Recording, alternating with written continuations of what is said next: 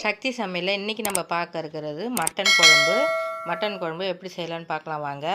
ஒரு மண் சட்டி வச்சுங்க, அதில் எண்ணெய் ஊற்றி பட்டை, கிராம்பு, பெருஞ்சீரகம் எல்லாம் சேர்த்து நம்ம நல்லா வதக்கிக்க போகிறோம். அது கூட வெங்காயம், தக்காளி, உருளைக்கிழங்கும் சேர்த்து நம்ம நல்லா வதக்கிக்கலாம். இஞ்சி பூண்டை நல்லா தட்டி போட்டுக்கலாம். கருவேப்பிலை சேர்த்து நல்லா வதக்கிக்கிங்க. நான் 1/2 கிலோ இப்போ மட்டன் எடுத்துருக்கேன். அதை நல்லா சுத்தம் பண்ணி அதில் நம்ம சேர்த்துக்க போகிறோம். இப்போ நல்லா வதங்கணும். மஞ்சத்தூள் சேர்த்துங்க. நல்லா வதங்கிடுச்சு. இந்த டைமில் மிளகாத்தூள் சேர்த்து நம்ம நல்லா கிளறி விட்டு தேங்காய் பேஸ்ட்டை அரைச்சி வச்சுருக்கேன், அதையும் நல்லா சேர்த்து ஒரு கொதி வந்தோடனே நம்ம தண்ணி ஆட் பண்ணிக்கலாம். உப்பு சேர்த்துக்குங்க. உப்பு சேர்த்து தண்ணி ஊற்றி நம்ம நல்லா மூடி வச்சு நல்லா கொதிக்க வச்சு இறக்குனா சூப்பரான சுவையான மட்டன் குழம்பு ரெடி ஆகிடும்.